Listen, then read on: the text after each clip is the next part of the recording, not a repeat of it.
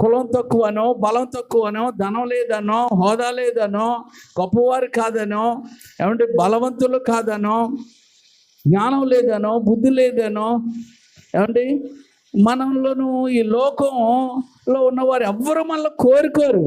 అలాంటి వాళ్ళు కోరుకుంటారా? కోరుకోరు ఎవరిని. అలాంటి వాళ్ళు కోరుకోకపోగా వారిని నెట్టి వేస్తారు, వారిని త్రోసి వేస్తారు, వారిని చులకన చూస్తారు, వాళ్ళని ఎగతాళి చేస్తారు.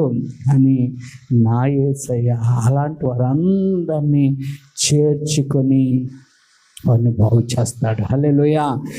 ఘనత లేని వారికి ఘనతను, ఘనత లేని వారికి ఘనతను, అర్హత లేని వారికి అర్హతను, ప్రేమ లేని వారికి ప్రేమను ఆయన అనుగ్రహిస్తాడు. హల్లెలూయా, హల్లెలూయా.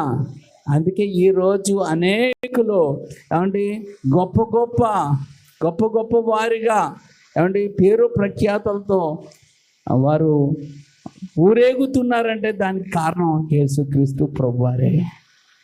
ఏమండి ఒక పిచ్చివాడై రోడ్ల మీద తిరుగుతూ ఏమండి మతిస్థిమతో లేని వ్యక్తి అనేక మంది ఆశీర్వాదకరంగా దేవుడు మార్చేశాడు. అనేక సంఘాల నాయకుడిగా దేవుడు మార్చేశాడు. ఏమంటే కాబట్టి ఆయనకి అసాధ్యమైంది ఏదీ లేదు. ఆయనకి ఎవరిని కోరుకుంటాడంటే దీనులను, దరిద్రులను, హీనత కలిగిన వాళ్ళు, తృణీకరించబడిన వారిని ఆయన పిలుచుకొని బాగు చేసి ఆయన వాడుకుంటాడు. గొప్ప వాళ్ళు వాడబడితే పెద్ద ఏమీ ఇది ఉండదు. ఈరోజు మనం చూసుకోగలిగితే గొప్ప పాస్టర్ గారి పిల్లలు పెద్ద సంఘాలు కట్టి పెద్ద అడవుడు చేస్తూ ఉన్నారు.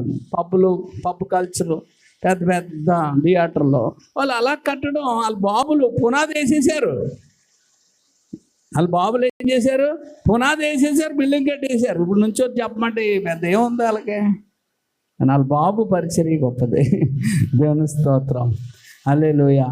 కాబట్టి నువ్వు ఎలా చేసావయ్యా? వాళ్ళ నాన్నగారు కడితే వాళ్ళ నాన్నగారికి ఎంత నొప్పి పడ్డాడో, ఎంత బాధపడ్డాడో, ఎంత కష్టపడ్డాడో, ఎంత ఏమంటే ఆకలి కొన్నాడో ఆయనకి బాగా తెలుసు. హల్లెలూయా. కాబట్టి ఏమంటే నొప్పి లేని భక్తి పెద్ద బాగోదు, కానీ నొప్పితో, బాధతో, కష్టంతో, ఆకలితో, వేదంతో చేసిన భక్తిలో ఏముంటుందంటే మాధుర్యం ఉంటుంది. హల్లెలూయా. అందుకే 133వ కీర్తన 1 అంటాడు, సహోదరులు ఐక్యత కలిగి నివసించుట ఎంత మేలు, ఎంత మనోహరం. కాబట్టి యేసయ్యలోనికి వచ్చిన వారికి ఆయన తన ప్రేమతో పాటు ఏమిస్తాడంటే ఐక్యతను ఇస్తాడు. ఏమిస్తాడండి? ఐక్యత అనగా యూనిటీ చాలా బలమైంది.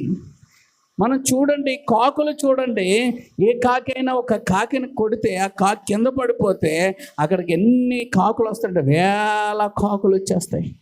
కావు మీకు తిండి లేదా, మీకు నీళ్ళు లేవంటే మాకు తిండి కోసం నీళ్ళ కోసం రాలే. ఇక్కడ మా జాతి కాకి ఏమైంది? దెబ్బ తినేసింది. దాని కోసం మేము యూనిటీ చెప్పడానికి ఇక్కడికి వచ్చామంటాయి. అంటాయా? నోరుంటే అంటాయి. దేవుని స్తోత్రం, హల్లెలూయా. కానీ మనలో మనుషుల్లో ఏమైపోయిందంటే ఏమంటే కుటుంబాల్లో యూనిటీ లేదు ఈరోజు. అంటే సంఘములో యూనిటీ లేదు, తనలో తాను కూడా యూనిటీ లేదు. తనలో తానంటే ఏంటండి? అనువును నీలో ఉన్న ఆత్మకు, ప్రాణమునకు, శరీరమునకు ఏం లేదంటే యూనిటీ లేదు. ఏమంటే నువ్వేమో ప్రార్థన చేద్దామనేమో ఆత్మ అంటే, శరీరం అంటే పడుకో అంటుంది. ఏమండి ప్రాణమేమో దేవుణ్ణి ఆరాధిద్దామా, ఆత్మ ఏమో దేవుణ్ణి ఆరాధిద్దాం అంటే ప్రాణం అంటది నాకు నీరసంగా ఉందంటది. ప్రాణం నీరసంగా ఉందంటది. అంటే ఆ ప్రాణము నీ మాట వింటలేదు, నీ శరీరం నీ మాట వింటలేదు. కానీ ఆత్మ ఏమవుతుందంటే వాగి ఆ ఆత్మ ఏమో సైలెంట్ అయిపోతుంది. అందుకే దావీదు అంటాడు, నా ప్రాణమా, చూడండి ఏమేస్తున్నాడు, నా ప్రాణమా యెహోవాను సన్నిధించు. నేను ఎందుకు సన్నిధించాలంటది ప్రాణం. అప్పుడు అంటది, ఆయన ఉపకారాలు ఎన్నో చేశాడు తెలుసా, నువ్వు గోతులోకి వెళ్ళిపోవలసిన దానివి, నువ్వు గోతులోకి వెళ్ళిపోవలసిన వాడివి, సమాధిలో నుండి నీ ప్రాణమును ఆయనే విమోచించాడు. లేకపోతే నువ్వెక్కడుంటావు? అసలు నువ్వే ఉండవు. ఎందుకంటే నీ సంకటములను ఆయన కుదిర్చాడు. నీ సంకటములన్నిటినీ ఆయన కుదిర్చాడు. సమాధిలోనికి పోకుండా నీ ప్రాణమును మరి విమోచించినప్పుడు నువ్వు ఆయన స్తుతించకపోతే ఏటి అని వార్నింగ్ ఇస్తూ ఉన్నాడు. మామూలుగా అంటలే, వార్నింగ్. నా ప్రాణమా యెహోవాను సన్నతించు. ఆయన సన్నతించని తన ప్రాణాన్ని చెప్తున్నాడు. హల్లెలూయా, హల్లెలూయా. అందుకే నేను కూడా ఓ పాట రాసుకున్నాను, నా ప్రాణమా నా ప్రాణమా నాలో నీకెందుకు ఇంత తొందరపడుతున్న పెట్టి ఆయన చెప్పినట్టు చెయ్యని నా ప్రాణంతో నా ప్రాణానికి నేను చెప్పుకున్నాను. దేవుని స్తోత్రం. నా ప్రాణమా నా ప్రాణమా నాలో నీకెందుకు ఇంత తొందరపడుతున్నావు ఎందుకు? ఈరోజు నేను ఎలాగున్నానంటే ఆయన వల్లే. లేకపోతే ఎన్నో యాక్సిడెంట్ల వల్ల పోవాలి, ఎన్నో రకాల పరిస్థితులు గుండా వెళ్ళినప్పుడు పోవాలి, కానీ పోకుండా నన్ను ఆయన ఏం చేశాడంటే విమోచించాడు నా ప్రాణమునని. నా ప్రాణమును చెప్పుకుంటూ ఒక పాట రాసుకున్నాను. హల్లెలూయా. అది ఇప్పుడు పాడను కానీ. కాబట్టి ఏమండి మనలో ఇప్పుడు మన దగ్గరికి వచ్చేద్దాం. మనలో ఆత్మ, శరీరము, ప్రాణం ఉంది. కాబట్టి ప్రాణాన్ని లోపరుచుకోవాలా ఆత్మకు, శరీరాన్ని కూడా ఆత్మకు లోపరచాలి. ఎందుకు శరీరాన్ని ఆత్మను లోపరచాలంటే ఆత్మ యెహోవా పెట్టిన దీపం. అది దేవుని ఆత్మ నీలో పెట్టాడు, ఆయన ఆత్మ నీలో పెట్టాడు. నీలో పెట్టిన ఆ ఆత్మ ఏమవ్వాలా అమ్మా? నీ ఆత్మకు మొదట నీ ఆత్మ దేవుని సన్నిధికి, దేవుని వాక్యానికి, దేవునికి లోపడాలా. దేవుని ఆత్మకు లోపడాలి. నీ ఆత్మ లోపడిందండి. లోబడిన ఆత్మ నేను ఏం చేస్తుందంటే ప్రార్థన చేసుకో, దేవుణ్ణి స్తుతించు, మంచి పనులు చేయి, మేలు చేయి, సహాయం చేయి, ఆరాధించు, సాక్షిగా ఉండు అని ప్రాణం నిన్ను ఏం చేస్తూ ఉంటుంది? నీతో మాట్లాడుతుంది. అప్పుడు నీ ప్రాణం మాట్లాడినప్పుడు నీ ప్రాణానికి ఏది సహకరించాలా? నీ ఆత్మకు ప్రాణం సహకరించాలా, శరీరము సహకరించాలా. ఆ ఆత్మ చెప్తున్న మాటలు ప్రాణం నో అంటుంది అనుకో, ఆత్మ బాధపడుతుంది. అలాగే ఆత్మ చెప్తున్న మాటకు శరీరం నో అంటుంది అనుకో, ఆత్మ బాధపడుతుంది. ఆ బాధపడిన దాన్నే ఆత్మను అర్పకుడి అన్నాడు, ఆత్మను దుఃఖపరచుకుడి అన్నాడు. దేవుని స్తోత్రం. ఆత్మను ఏం చేయకూడదు? మీరు దుఃఖపరచకూడదు. దుఃఖపరిచావనుకో ఏమండి, ఆ ఆత్మ సైలెంట్ అయిపోతే, రక్షించబడిన ఆత్మ సైలెంట్ అయిపోతే నీ మీదకు ఏమండి దేవుడు ఉగ్రత వచ్చినప్పుడు నీ ప్రాణం పోతే నీ శరీరం మంటలో కలిసిపోద్ది, నీ ప్రాణం పోతుంది, నీ ఆత్మ నరకానికి పోతుంది. అందుకే ఆత్మ చెప్పుచున్న మాటలు అంటే పరిశుద్ధాత్ముడు చెప్తున్నప్పుడు ఈ ఆత్మ లోబడుతూ ఉంది, శరీరము ప్రాణం కూడా లోబడాలి. హల్లెలూయా. ఇదేంటండి మీరు ఇలా చెప్తున్నారు అంటే ప్రాణం అన్నది 103 కీర్తనలో చూస్తాం. శరీరం అన్నది ఏమంటే పౌలు అంటాడు, నేను నా శరీరాన్ని ఏం చేసుకుంటున్నాను? నాలా కొట్టుకుంటున్నాను. ఎందుకంటే దానికి పొగరు ఎక్కువైపోతూ ఉంటుంది శరీరానికి ఏమవుతుంటుంది? నేను రాలేను, నేను చేయలేను. ఎందుకంటే అది క్రొవ్వుతుందట. ఏమవుతుంది? శరీరం కొవ్వు పడుతుందట. అందుకే మీరు వినుటకు మటుకు వింటారు కానీ మీరు ఎందుకు చేయరంటే మీరు క్రొవ్వారు అంటాడు. చూద్దాం వాక్యము ఏమండి ఎంతండి? మత్తయి సువార్త 13వ అధ్యాయము 15వ వచనం చూడండి. దేవుని వాక్యం చెప్తుంది, ప్రజలు కన్నులారా చూచి, చెవులారా విని, హృదయముతో గ్రహించి, మనసు తిప్పుకొని నా వలన స్వస్థత పొందుకుంటున్నట్లు పొందుకున్నట్లు కాదట, పొందకుండునట్లు వారి హృదయం క్రొవ్విపోయిందట.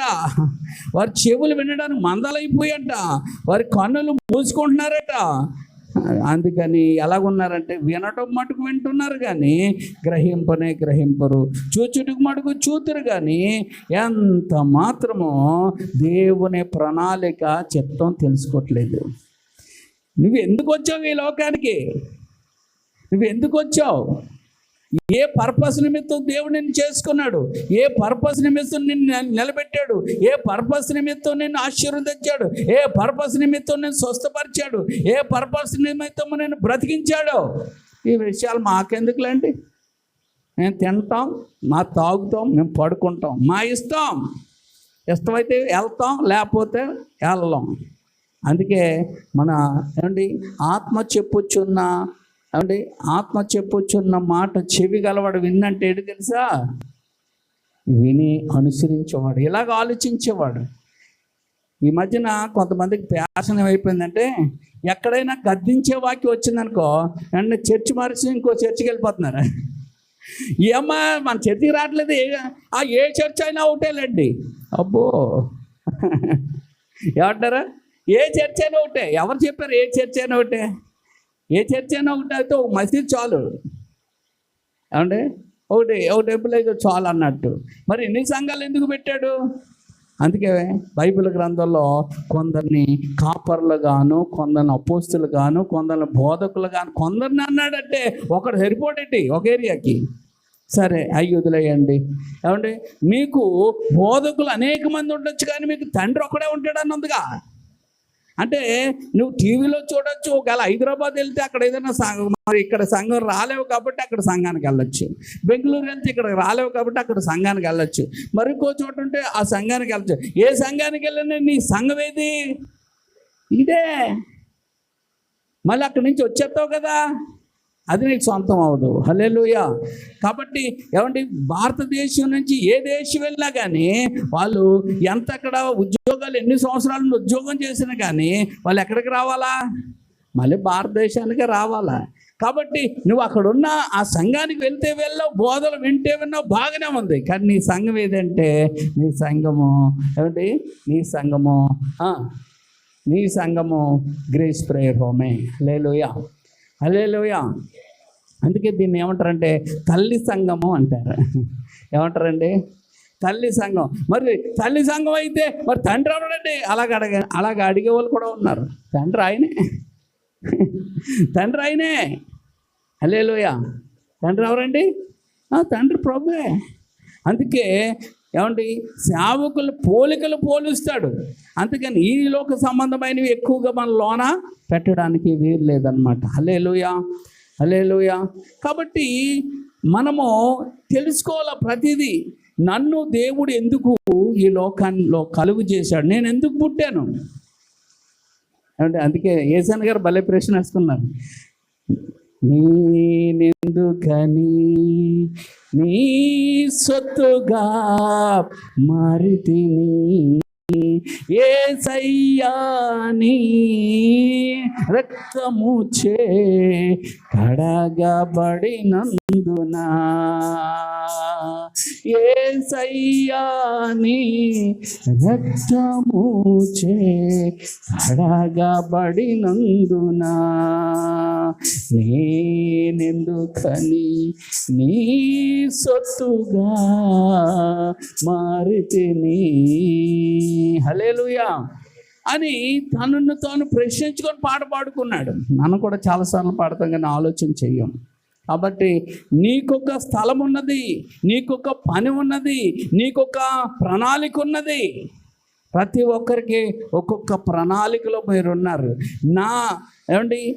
నా పిలుపు నా దర్శనం వేరు, నీ పిలుపు నీ దర్శనము. ప్రతి ఒక్కరికి ఏదో ఒక పర్పస్ నిమిత్తమే కలుగు చేశాడు, కానీ వేస్ట్గా ఎవరిని దేవుడు కలుగు చేయలేదు, పిలవలేదు.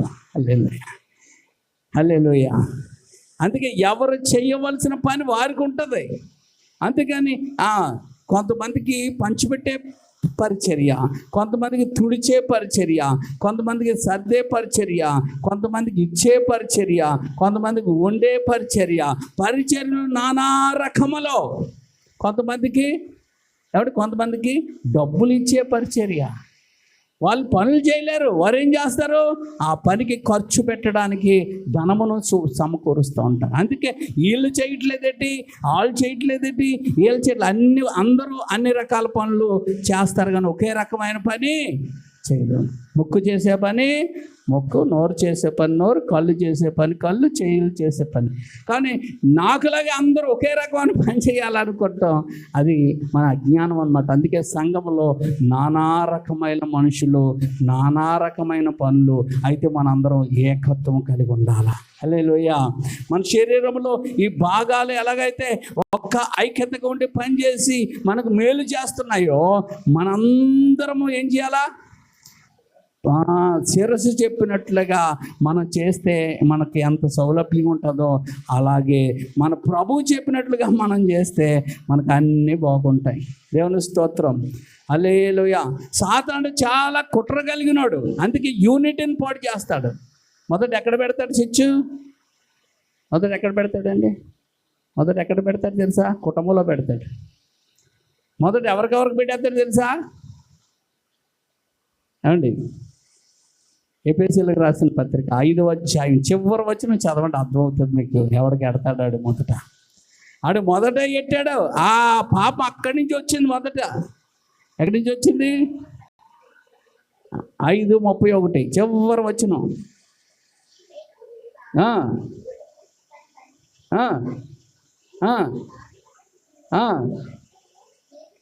అదిగో ఆ మాట ప్రభు అన్నాడు. సైతాను గడికి ఎక్కడ లేని బలం వచ్చేసి ఏం చేశాడు తెలుసా? పెళ్ళానికి మొగుడికి ఎట్టేసాడు. మొగుడికి పెళ్ళానికి ఎట్టేసాడు. పెద్ద గొడవ.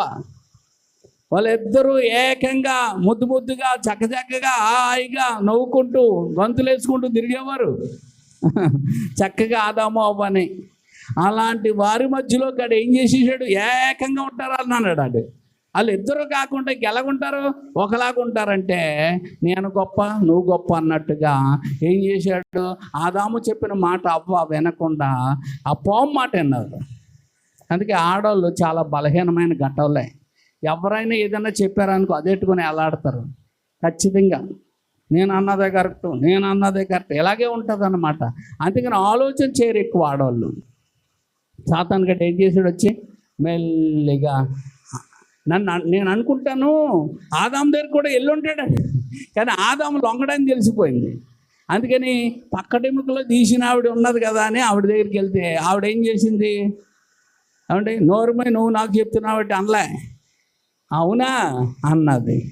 ఇది తింటే మీరు నిశ్చయంగా చచ్చితారని చెప్పాడు కదా, మీరు చావనే చావరు అనగానే ప్రభు మాట పక్కన పెట్టి ఎవరి మాట విన్నది? అపవాది మాట విన్నది. అందుకే నువ్వు ఎవరి మాట వింటే ఆ పరిస్థితులకు నువ్వు వెళ్ళిపోతావు. అందుకే దేవుడి మాట వింటే నువ్వు దేవుడి ఆశీర్వాదాలకు వెళ్ళిపోతావు. లోకం మాట, లోకస్తుల మాట, ఆయమ్మ మాట, ఈ అమ్మ మాట, పుల్లమ్మ మాటలు వింటే నీ జీవితం అంతా నీ కుటుంబం కాలిపోతుంది. ఏమవుతుందమ్మా? కాలిపోతుంది. దేంతో కాలిపోతుంది? సమస్యలు, ఎరుకులు, ఇబ్బందులు, బాధలతో కాలిపోతుంది. ఎందుకంటే ఈ లోకస్తులు ఎవరు మంచి చెప్పరు, నీకు పాడు చేసే మాటలు ఎక్కువ చెప్పేవాళ్ళు ఉన్నారు. మంచి చెప్పేవాడు దేవుడు ఒక్కడే. హల్లెలూయా. అందుకే కదా నరులు నమ్ముడి కంటే రాజులు నమ్ముడి కంటే అన్నాడు. రాజులంటే అధికారం కలిగిన వాళ్ళు, ధనం కలిగిన వాళ్ళు, గొప్ప వాళ్ళని. మనుషులంటే సామాన్యమైన వాళ్ళని. అంటే అధికారులు, ధనమున్న గొప్పవారుగా ఉన్న వాళ్ళు చెప్పినా వాళ్ళు నమ్ముకోకు, వీళ్ళు చెప్పినా వీళ్ళని నమ్ముకోకు. బంధువులు, స్నేహితులు, అంటే ఇంటి వారు వాళ్ళని నమ్ముకోకు. మరి ఎవరు నమ్ముకుంటావు? మాట తప్పలేనోడు ఎవడు? గొప్ప కార్యాలు చేసేది ఎవరు అంటే దేవుడు. ఆయన ఆశ్రయం కిందకి వెళ్ళవయ్యా. అవ్వ ఏం చేసిందంటే ఆయన పక్కన పెట్టేసి, అవునా ఇది తినకూడదు అన్నాడు, ముట్టకూడదు అన్నాడు, లేదు కూడా చెప్పింది ఇవిడి. అందుకే ఎప్పుడు చాలామంది దొరికిపోతామంటే ఏమైనా విషయాలు మాట్లాడినప్పుడు ఎవరికైనా లేనిది మనం చెప్పేసాం అనుకో అక్కడ దొరికిపోతాం. వాళ్ళు అదే పట్టుకుంటారు. వాళ్ళు లేనిది ఎప్పుడైతే చెప్పిందో సైతం దొరికిపోయింది. అవ్వ దొరికిపోయినప్పుడు ఏం చేశాడు? మీరు చావరు తీసుకోండి అంటే ఆవిడ తీసుకొని ఆవిడ తినడమే కాదు అంటే ఆదాముకు కూడా పెట్టింది. వాళ్ళిద్దరిలో ఏమొచ్చాయి అంటే ఇప్పుడు కయ్యాలు, గొడవలు వచ్చేసి. అంటే అప్పుడు వరకు దేవుడితో చక్కగా ఇద్దరు మాట్లాడేవాళ్ళు ఏక మనసుతో, ఇప్పుడు దాక్కుంటున్నారు. ఇప్పుడు ఇద్దరిలో మనస్పర్ధలు వచ్చేసాయి. మీకు తెలుసా విషయం? పైకి మీకు కనపడదు, లోన్లోకి వెళ్తే కనపడుతుంది. ప్రభు అడుగుతున్నాడు ఏమని? ఆదామా నువ్వెక్కడా? ఇక్కడ నువ్వెందుకు చేసావు ఇలాంటి పని అంటే ఏమన్నాడు, నువ్వు ఇచ్చిన ఈ స్త్రీ అనేసాడు. అప్పుడు ఏం చేశాడు? ఇప్పుడు నేను తప్పు చేశానని ఒప్పుకుంటున్నాడా? భార్య మీద తోసాడు. భార్య ఏం చేస్తుంది? అదిగో ఈ పాము తినమన్నది, అందుకే నేను తినేసాను.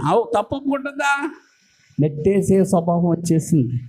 అంటే నేను గొప్ప అని ఆదాము అనుకుంటున్నాడు, నేను గొప్ప అని అవ్వ అనుకుంటుంది. చూసారా? ఆ పావుని అడిగితే పాము కూడా నేను గొప్ప అని చెప్పుకొని ఇదిగో ఈ అపవాది. అంటే తోసేసుకునేదే కానీ ఒప్పుకునే మనస్తత్వం కనబడట్లేదు. అందుకే ఏమండి, వీళ్ళ మీద తోసేయడం కనుక ఒప్పుకొని సరి చేసుకొని కడుక్కున్న వాళ్ళు గొప్ప వాళ్ళు అవుతారు. దేవుని స్తోత్రం, హల్లెలూయా. అందుకే సైతానుడు ఎప్పుడు కూడా నాది తప్పు అని ఒప్పుకునేవాడు. ఎదుటోళ్ళ వల్లే నీ వల్లే ఇలాగే మాట్లాడతారు కదా. ఎందుకు ఇలాగ అయిపోతున్నావు అని ఎవరినన్నా నీ వల్ల అయిపోతున్నా ఇలాగా, నీ వల్లే అయ్యయ్యో. నెట్టేసే స్వభావం మనలో పనిచేస్తూ ఉంది.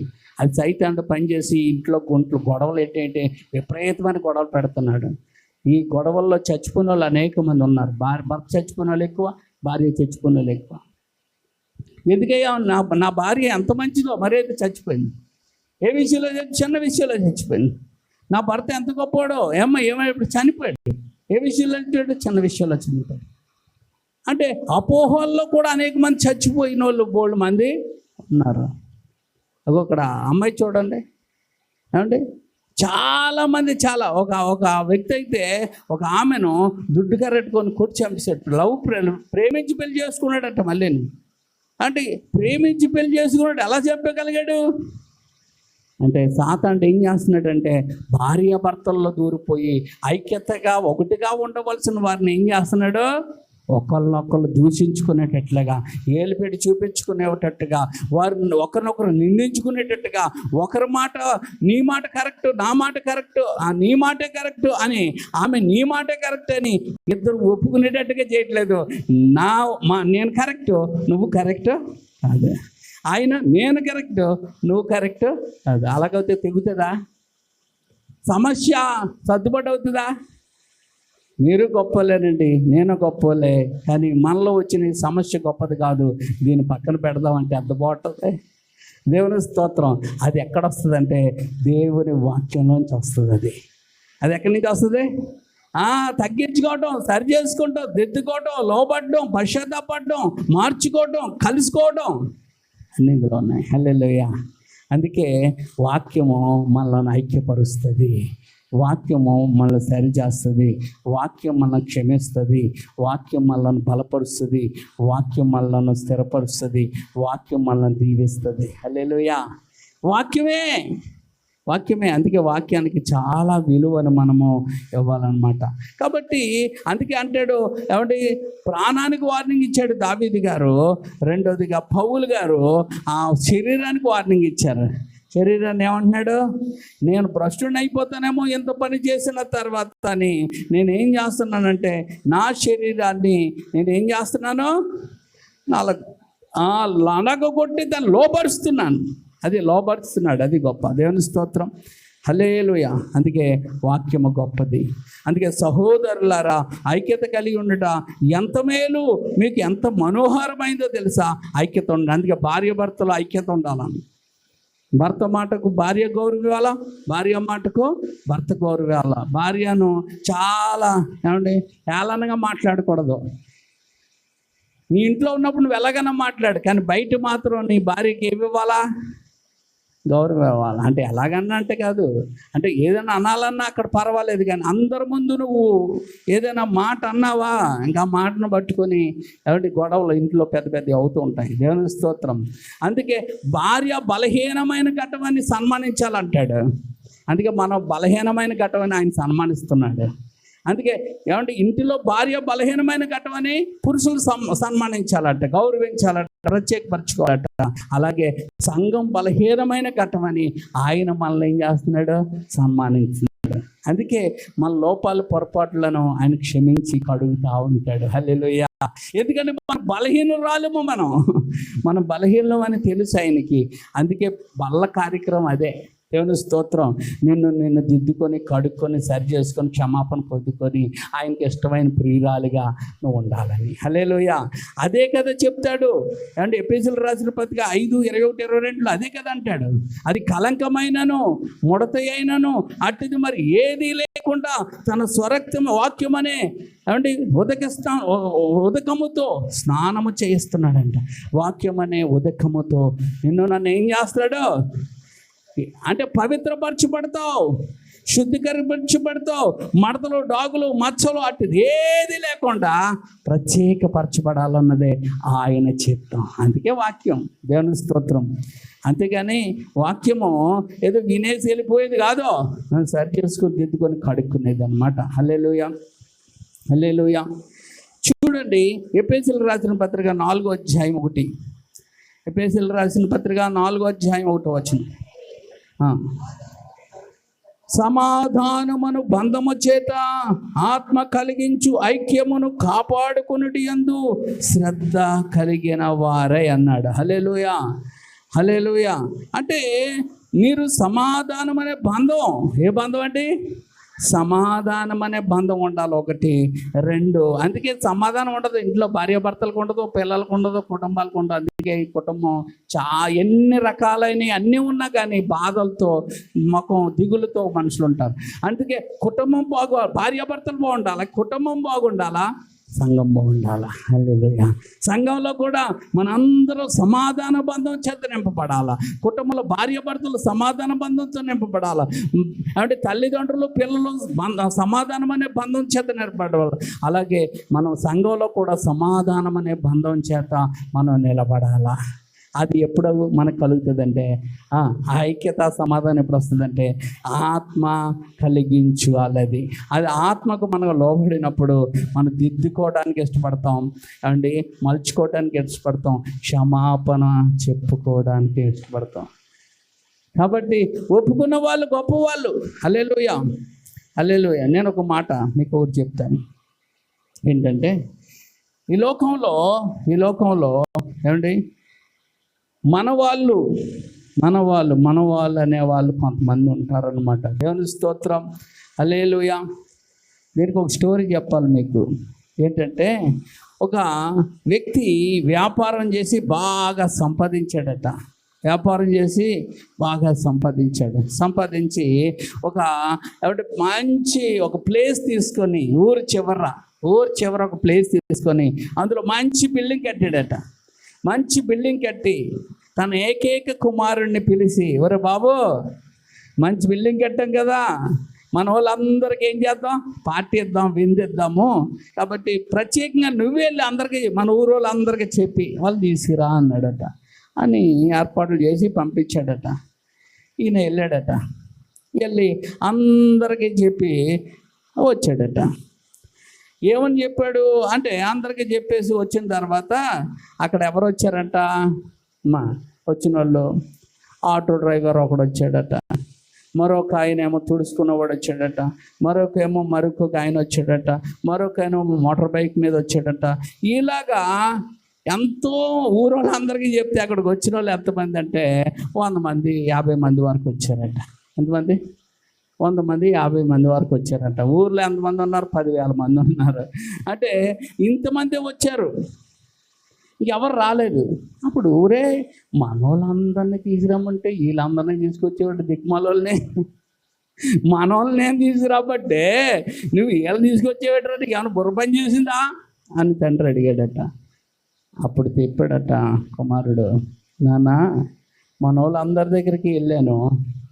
వెళ్ళావు, ఏం చెప్పావు అంటే, ఏం చెప్పానంటే మేము అప్పుల్లో ఉన్నాం, మేము కష్టాల్లో ఉన్నాం, మేము ఇరుకుల్లో ఉన్నాం, మేము చాలా సమస్యల్లో ఉన్నాం.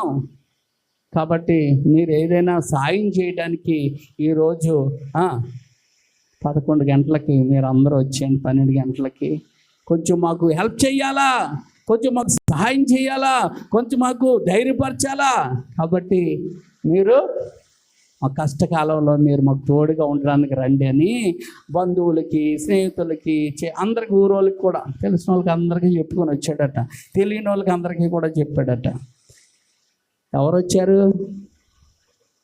ఎవరు వచ్చారు? వాళ్ళు వచ్చారు.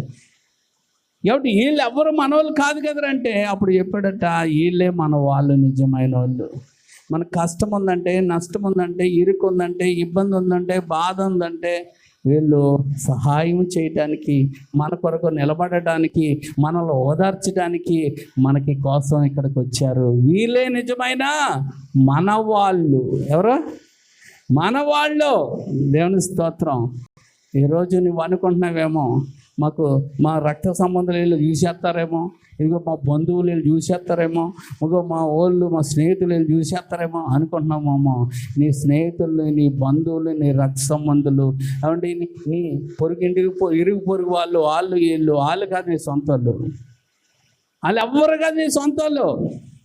మరి ఎవరు నీ సొంతాలంటే నీ కష్టములోను, నీ ఇరుకులోను, నీ ఇబ్బందుల్లోనూ, నీ అవమానాల్లోనూ, నీ ఒంటరితనంలోనూ, నీ సమస్యల్లోనూ నిన్ను పరామర్శించడానికి వచ్చి నీకు మేము ఉన్నాము, మేము మీ కొరకు నిలబెడతాము, మీకు సహాయం చేస్తాము, మీరు ధైర్యంగా ఉండండి, దేవుడు ఉన్నాడని మన ఓదార్చి మన దగ్గరికి వచ్చి మన కొరకు ప్రార్థన చేసి ఏమండి మన పక్షాన్ని నిలబడిన వాళ్ళు చెప్పండి. వాళ్ళు ఎవరైనా సరే, రక్త సంబంధులైనా సరే, బంధువులైనా సరే, స్నేహితులైనా సరే, లేకపోతే ఎవరైనా సరే వారే మన నిజమైన మనవాళ్ళు. చెప్పండి, వాళ్ళే మనవాళ్ళు. వాళ్ళు మనవాళ్ళు. హల్లెలూయా. అంతేగాని ఏమండి మనం బాగున్నప్పుడు వచ్చి పలకరించేసి అయ్యి అని కబుర్లు ఆడతారే, వాళ్ళు కాదు మనోళ్ళు.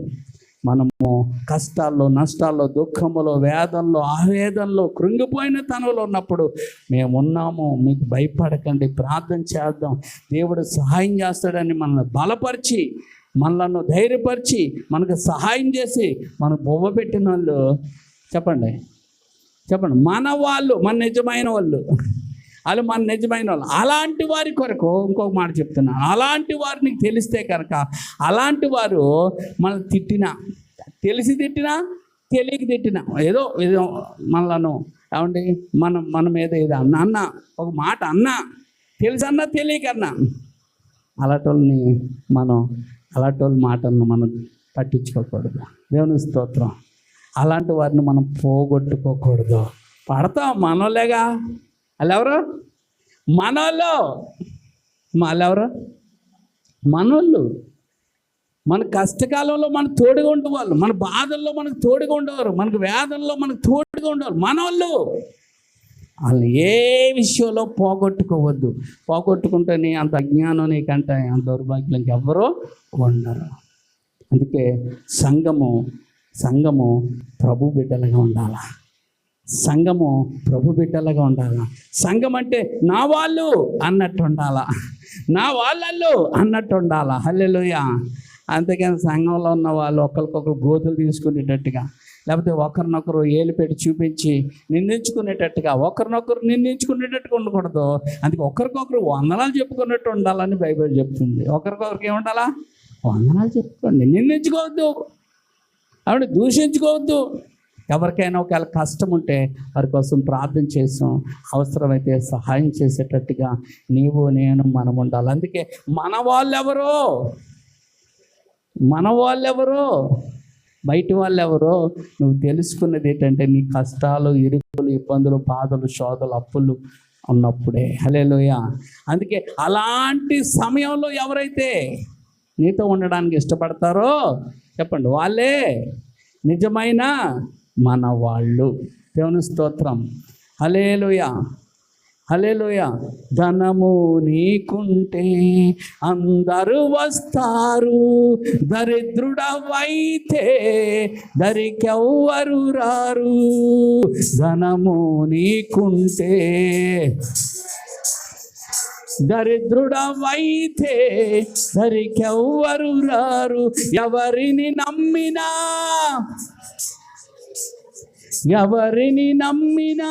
ఫలితం లేదురా. ఏమండి, యేసు ప్రభుని నమ్మినా ఫలితం ఉంటుంది అన్నమాట. హల్లెలూయా.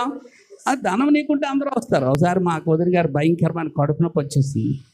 ఒక ఫోన్ చేశారు. మేము మీటింగ్లో ఉన్నాం. వెంటనే పరిగెట్టుకుని వచ్చాం. చూస్తే వడివిడిగా చాలా బాధతో, చాలా ఏడ్చేస్తుంది. కుటుంబం అంతా బాధలో ఉన్నారు. ఒక ఇంజెక్షన్ చేయడానికి ఒక ఆవిడకి ఫోన్ చేసింది. మా వదిలి గారు తెలిసిన ఆవిడకి ఫోన్ చేస్తే ఆవిడ ఏం చెప్పింది తెలుసా? మా అత్తగారు ఉన్నారు, మా ఆయన గారు ఉన్నారు, మేము రావట్లేదు.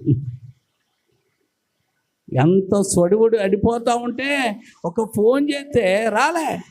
అప్పుడు వెంటనే కుమారి గారికి ఫోన్ చేస్తే, నోవానంద్ గారు ఫోన్ చేస్తే పరిగెట్టుకొని వచ్చారు. వాళ్ళు పరిగెట్టుకొని వచ్చారు. చూసారా ఎవరిని వాళ్ళు వాళ్ళకి ఎంతో బాగా చూసుకొని చక్కగా అన్ని చేసిన ఆవిడే, బాగా ఏమండి బాగా దగ్గరైన ఆవిడే, కానీ సమయానికి దేవుని స్తోత్రం. అందుకే నేను అంటున్నాను, నీవు కష్టంలో నష్టంలో పిలవగానే పరిగెట్టుకొచ్చావు. వాళ్ళు అలా వదులుకోవద్దు. దేవుని స్తోత్రం, అలా వదులుకోవద్దు. హల్లెలూయా, హల్లెలూయా, హల్లెలూయా. మా చెల్లి ఏమండి పురుడైనప్పుడు మా అక్కలో ఎవరు వెళ్ళలేదు మా చెల్లి దగ్గరికి. నాకు పని ఉంది, అందరికీ ఉంటే పనులు. అప్పుడు మహోదన్ గారు, పాస్టమ్ గారు వెళ్ళి షేర్ చేసుకొని చక్కగా ఆమెకు పరిచర్య చేశారు. మరి జ్ఞాపకం ఉందా? అదే అంటున్నాను. అంటే నీ వారు ఎవరో, డబ్బు ఉంటే అందరూ వస్తారు, కానీ డబ్బు లేకపోయినా నువ్వు కష్టాలు, ఇరుకులు, ఇబ్బందుల్లో ఉంటారు. నీ పక్షాన్ని నిలబడ్డారే వారు పేదవారైనా, కులం తక్కువలైనా, ఏమండి తక్కువ, ఏమండి లేకపోతే ఎవరో లెక్క చేయలేని వాళ్ళైనా, బీదవారైనా, మరి ఎవరైనా వాళ్ళ మనసు గొప్పది. వాళ్ళు ముందుకు వచ్చడం అది గొప్పది. హల్లెలూయా. అలాంటి వారిని ఎప్పుడు పోగొట్టుకోడు. ధనం ఉంటేనే వస్తారు. ఇక ధనం లేదంటే మనుషులు మాయమైపోతారు కదా. ధనంతో వచ్చిన వాళ్ళు ధనంతోనే పోతారు, కానీ ప్రేమతో వచ్చిన వాళ్ళు, ప్రేమ శాశ్వత కాలం ఉంటుంది. హల్లెలూయా. ప్రేమ ఎలా ఉంటుందండి? మధ్యలో వచ్చి మధ్యలో పోయేది ప్రేమే కాదు. అందుకే పెట్టకపోయినా, కొట్టినా, ఏమండి తట్టినా, తోసినా ప్రేమ ఉంది ఆయనలో. దేవుని ప్రేమతో ఉన్న వాళ్ళు అలాగే ఉంటారు. హల్లెలూయా, హల్లెలూయా. అందుకే మన సంఘంలో చాలామంది గొప్ప వాగ్దానాలు చేశారు, గొప్ప మాటలు ఇచ్చారు, గొప్పగా ఉన్నారు, కానీ వాళ్ళు ఈరోజు ఈ మధ్యలో లేరు. మన సంఘంలో సండే స్కూల్ పిల్లలే 55-60 మంది. ఏమండి అసలు ఇప్పుడు పిల్లలే కనబడట్లేదు. కారణం ఏంటి? ఇదిగో మా పిల్లలు మేము సేవకి ఇచ్చేస్తామని మాట ఇచ్చిన వాళ్ళు కూడా మంది ఉన్నారు. ఏరాళ్ళు మాటలు కాదు, స్థిరమైన వారిగా ఉండాలా. ఏమండి వాళ్ళ అవసరాలకు వచ్చారు, వాళ్ళ అవసరాలు తీరగానే పోయారు. అవసరాలకు వచ్చిన వాళ్ళు మందిరంలో కాదు, దేవుని కొరకు నిలబడేవారు కావాలా, దేవుణ్ణి ప్రేమించేవారు కావాలా. మనం ఎందుకు పుట్టాం, ఎందుకు పెరుగుతున్నాం, ఎందుకు దేవుడు రక్షించాడు, ఎందుకు కాపాడాడు, ఎందుకు దీవించాడు, ఎందుకు మనల్ని స్థిరపరచాలనుకున్నాడు, ఈ విషయాలు నువ్వు తెలుసుకుంటే నువ్వు దేవుని కొరకు నిలబడక మాను. హల్లెలూయా, హల్లెలూయా. అందుకే ఒక్కసారి పరీక్షించండి, ఏ మనుషులు వెళ్ళటంలో మీకు తెలుస్తుంది. అందుకే గల్ఫ్లో వెళ్ళిన వాళ్ళందరినీ కూడా వాళ్ళు ముందుగా పరీక్షిస్తారు. ఏమని పరీక్షిస్తారు తెలుసా? నువ్వు దొంగవా పరీక్షిస్తారు మొదటిగా, 2 నువ్వు సోమరివా పరీక్షిస్తారు. ఈ దొంగ సోమరి అయిన వాళ్ళకి చిత్రహింసలు పెడతారు. వాళ్ళు ఆ ఇంట్లోంచి పారిపోయేలాగా చేస్తారు. హల్లెలూయా. అందుకే దొంగలాగా ఉండద్దు, సోమరులాగా ఉండద్దు. అందుకే దొంగలు పనికిరారు, సోమరులు పనికిరారు. అందుకే దొంగలు దేవుడి రాజ్యానికి పనికిరారు, అనగా దేవుడిలోనే పనికిరారు వాళ్ళు. ఏమండి చూడండి, దొంగలు ఏంటంటే దొంగలో మనలో ఎవరు దొంగలు అంటే, అవును దేవుడి పని విషయంలో, ఏమంటే దేవుడికి ఇచ్చిన విషయంలో, దేవుడికి సమయం ఇచ్చే విషయంలో దొంగలుగా ఉన్నవారు ఉంటారు.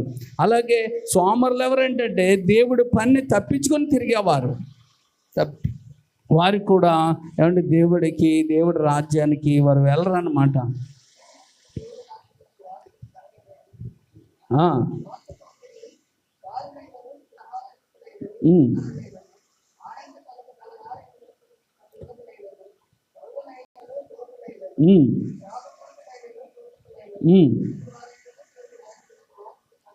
వెళ్ళరంటే ఈరోజు ఎందుకు తాగుతున్నారంటే దేవుడి దగ్గరికి వెళ్తూ తాగిపోతూ ఉంటారు. వాళ్ళు సంఘ పెద్దలు, మళ్ళీని వాళ్ళు ఎందుకు పెద్దగా పెట్టారండి? అడు ఉద్యోగం ఉంది కాబట్టి పెద్దగా పెట్టేసావు నువ్వు. ఉద్యోగం ఉంటే పెద్ద, అది ఉద్యోగాలు ఊడిపోయేది కావడం వచ్చేసాయి. ఇప్పుడు ఉద్యోగాలు కూడా ఊడిపోతాయి. దేవుడి కొరకు ఉంటావు, ఉద్యోగం కొరకు ఉంటావా అని వస్తుంది. ఇప్పుడు ఎవరి కొరకు ఉంటావు అమ్మ? దేవుడి కొరకు ఉంటావా, ఉద్యోగం కొరకు ఉంటావా? చూద్దాం ఎంతమంది ఉంటారు. ఇప్పుడు ఇంకా లేదు కాబట్టి మీకు మీ అమ్మాయికి గవర్నమెంట్ ఉద్యోగం వస్తే అప్పుడు నువ్వు చెప్పాలి, మనవరాలకు వస్తే అప్పుడు దేవుడు కొరకు ఉంటారా? అమ్మ దేవుడికి స్తోత్రం. లేనప్పుడు అందరూ చెప్పేయచ్చు, ఉన్నవాళ్ళు చెప్పాలి. హల్లెలూయా హల్లెలూయా. ఒకసారి రాత్రి ఫోన్ వచ్చింది, మీ అమ్మాయి పేరు ఏంటంటే అని అడుగుతున్నారు. ఒకళ్ళు అన్నాను, ఏం కదండి చెప్పండి అంటున్నారు. అన్నాడు, ఏంటి ఏమి పేరట? మా అమ్మాయి పేరు డార్కస్ గ్రేస్. గ్రేస్ అంటే క్రిస్టియన్. మా అబ్బాయి పేరు అజ్రాపాల్ అంటే క్రిస్టియన్. అంటే క్రిస్టియన్ పేరు ఉంటే ఏదో అవుతుంది అనుకుంటున్నారు. ఏవాదో క్రిస్టియనే మనం. దేవుని స్తోత్రం. హల్లెలూయా. మనకు ఏమంటే మనకు ప్రాణం ఇచ్చేవాడు ఆయన, బలమనిచ్చేవాడు ఆయన, ఆయుష్ ఇచ్చేవాడు ఆయన, పోషించేవాడు ఆయన, ఆశీర్వదించేవాడు అని మనం భయపడ్డమేటండి. సమస్తానికి మూలం ఎవరో? దేవుడు. దేవుడు ఆజ్ఞ లేనిదే, దేవుడు కృపలేందే ఎవడు తిని హాయిగా సుఖించాలంటే ఎవడు వల్ల అవదో. హల్లెలూయా. ఈరోజు ఏమంటే తిని సుఖించి హ్యాపీగా ఎలా ఉన్నామంటే ఇదంతా ఎవరు చెప్పండి? దేవుని కృప కృప కృప. హల్లెలూయా. కాబట్టి నీ వాళ్ళు ఎవరో, నీ వాళ్ళు కాని వారు ఎవరో నీకు ఏమంటే దేవుడు చూపిస్తాడు. నీవు దేవునిలో ఐక్యంగా నీవు ఉన్నట్టయితే నీ భార్యతో ఐక్యంగా, నీ భర్తతో ఐక్యంగా నువ్వు ఉండగలుగుతావు, నీ పిల్లలతో ఐక్యంగా ఉండగలుగుతావు, నీ సంఘంలో ఐక్యతగా నువ్వు ఉండగలుగుతావు. మనం ఎంతమంది ఉన్నామో నేను ఎప్పుడు మనం ఎంతమంది ఉన్నామో అంతమంది ఐక్యతగా చేసుకోవాలి. ఏదైనా ఐక్యతగా చేసిందే ఐకమత్యమే. ఒక పాట రాశాను, మీకు గుర్తుందో లేదో నాకు తెలియదు. ఏమండి, చలిచీమలు, ఐక్యత కలిగే చలిచీమలంట బలమైన సర్పాన్ని కలిసి చంపేశాడు. చలిచీమలు అంటే తెలుసా? బెదురు చీమలు అంటే ఇల్లగా అయిపోతాయి. అలాంటి చీమలు ఒక పెద్ద సర్పాన్ని చంపేసేట. చంపగలవా? ఐక్యతగా ఉంటే చంపగలవని నిరూపించాయి. దేవుని స్తోత్రం. హల్లెలూయా. అలాగే రెండోది గడ్డి పరకలు చూసారు ఎప్పుడైనా? ఆ గడ్డి పరకలో అన్ని ఏకంగా పేనబడి ఒక తోడయ్యి అంట. ఆ తోడయ్యి అంటే ఏనుగురు బంధించేసేయట. సాధ్యం అవుతుందా? అయ్యిందా? సాధ్యం అయ్యింది. ఒక గడ్డి పరక వెళ్తే అవుతుందా? అవ్వదు. అదే ఐక్యత. దేవుని స్తోత్రం. హల్లెలూయా. అలాగే పేతురు చెరసాలలో వేశారట. పేతురుని శీలనని అమ్మా, పేతురుని పౌలు శీలను ఏం చేశారు? చెరసాలలో వేశారు. వాళ్ళిద్దరూ ఐక్యంగా ఏం చేశారట? పాటల్లో ప్రార్థన చేశారట. అప్పుడు ఏమైందట? చెరసాల తెరబడ్డదట. దేవుని స్తోత్రం. అలాగే పేతురు గారిని జైల్లో వేశారట. సంఘమంతా ఐక్యంగా ప్రార్థన చేశారట. అప్పుడు ఏమైంది? అప్పుడు ఎక్కడికి వెళ్ళకుండా అందరూ సంఘంలో ప్రార్థన చేశారట. దేవతో తెల్లి ఇడిపించుకొచ్చేసింది. దేవుని స్తోత్రం. హల్లెలూయా హల్లెలూయా. అలాగే అంటాడు, మనలో దేవునితో ఐక్యతగా మనం ఉండగలిగితే, ఆత్మతో మనం ఐక్యతగా ఉండగలిగితే అప్పుడు ప్రార్థన పాటల్లో ఏమొస్తుంది? ఐక్యత వస్తుంది. మనం మారుతాం, పాడుతూ ఉంటుంది. మనం పాడామనుకో, మనం చూసి మారుతాం, మా జంప్ అయిపోయి వెళ్ళిపోద్ది ఎదరికి. ఎందుకంటే నా స్వరం వినపడాలా, వీళ్ళ స్వరం వినపడిపోతుందని జంప్ అయిపోతుంది. కావాలని బాగానే పాడేదే, ఒకరితో పాడితే బాగానే పాడుతుంది. కానీ ఇద్దరు ముగ్గురుతో పాడుతుంది అనుకో, అప్పుడు ఏమవుతుంది? పాడదు, ముందుకన్నా వెళ్ళిపోద్ది.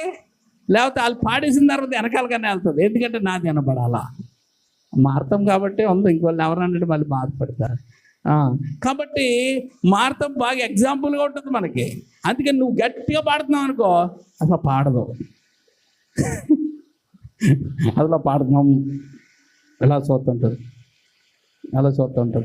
అసలు నువ్వు చప్పట్లు కొడుతున్నావు, నువ్వు కొట్టడు కంటే చప్పట్లో సైలెంట్గా ఉండాలి. ఇప్పుడు ఏదో చెప్తా అప్పుడు చప్పట్లు కొడుతుంది గట్టిగా. అప్పుడు అందరూ అటు చూస్తారనమాట, ఏంటి ఎలా కొట్టింది. అది ఏదో ఒక ఇష్యూ కనపడాలి మార్తమ్మకి. అలాగనమాట. మనం మైకమ్మ అంటే చూడండి, పాస్టమ్ గారు మైకమ్మ అంటే అక్కడక్కడ ఊటే తిరుగుతుందంట. దేవుని స్తోత్రం. అదే కన్ఫ్యూజ్ అనమాట. దేవుని స్తోత్రం. హల్లెలూయా, హల్లెలూయా. కాబట్టి ఇలాంటివి రీతిగా ఉంటారు. కాదు కలిసిపోవాలి మనం. దేవుని స్తోత్రం. మనం ఏమవ్వాలా? మన పాట రాలేదు, ఆగిపోయి వాళ్ళతో కలిసిపోవాలా.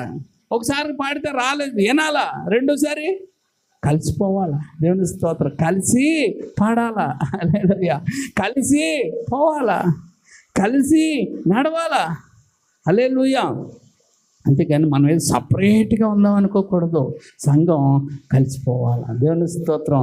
కలిసి పోరాడాలా, కలిసి ప్రార్థన చేయాలా, కలిసి ఆనందించాలా. హల్లెలూయా, హల్లెలూయా.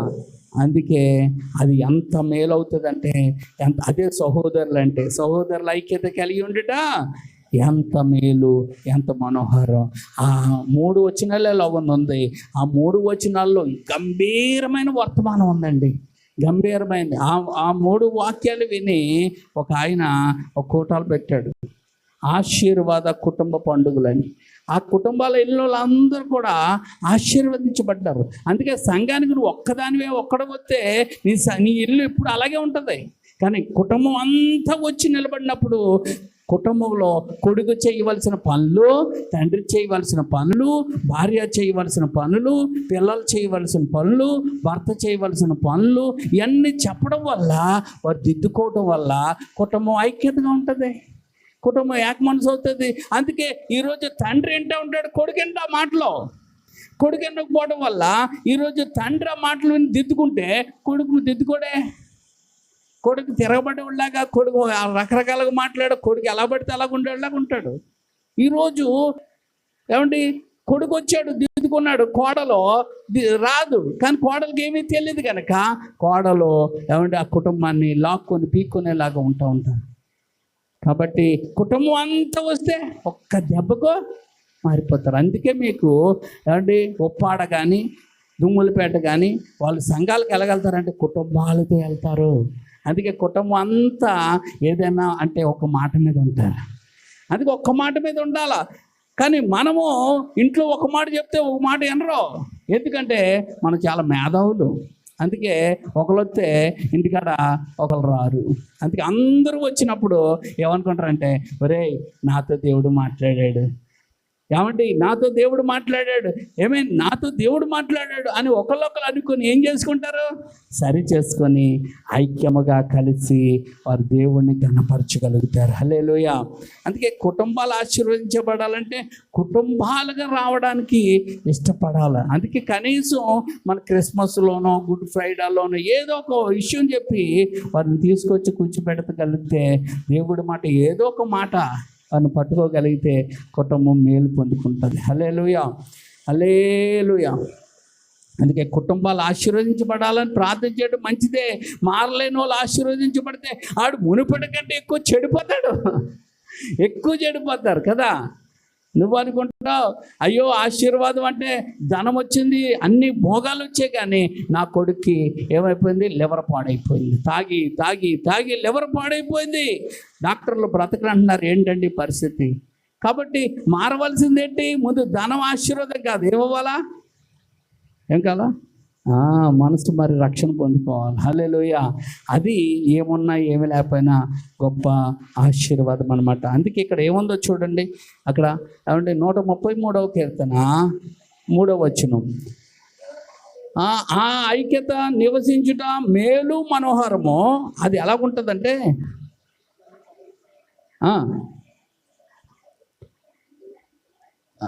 పరిమళ తైలము. సువాసన అంటే కంపు కొట్టరు, చెప్పించుకునేటట్టు కొంటారు, వాళ్ళ దగ్గరకు వచ్చి ఆస్వాదించుకునేటట్టుగా ఆ మనుషులు ఉంటారు.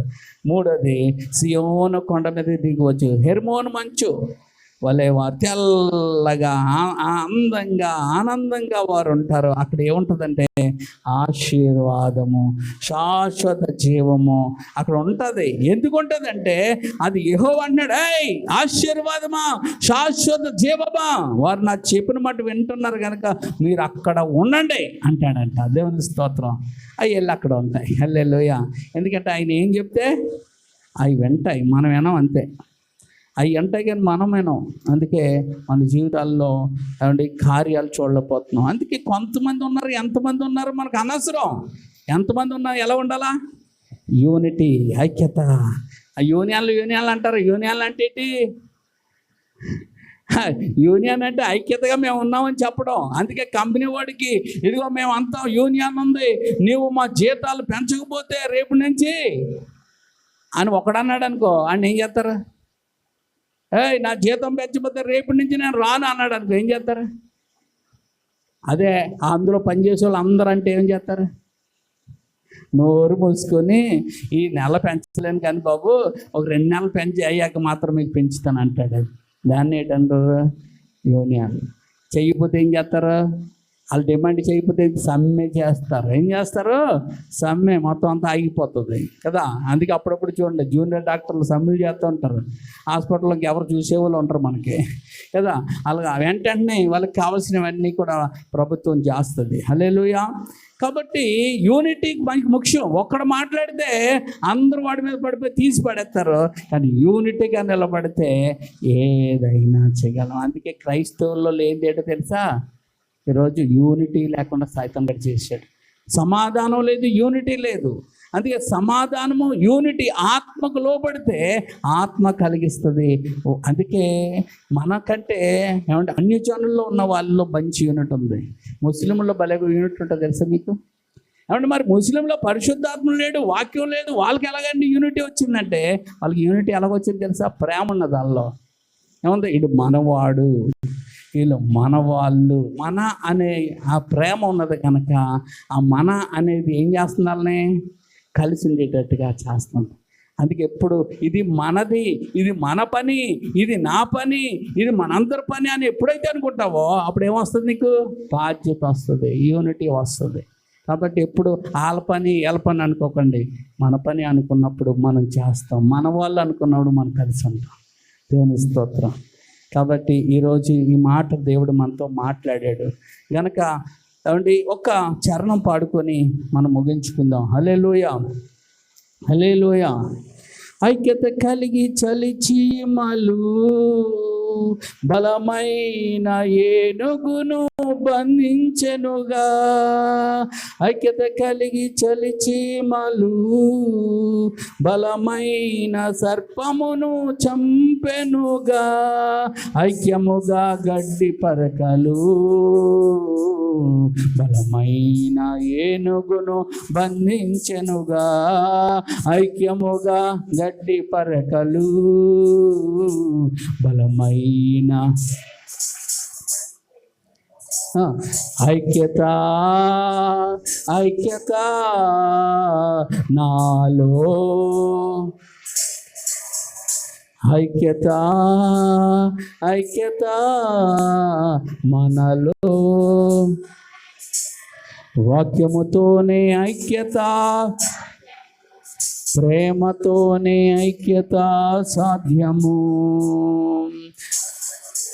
ఐక్యత సాధ్యము, ప్రేమతోనే ఐక్యత సాధ్యము.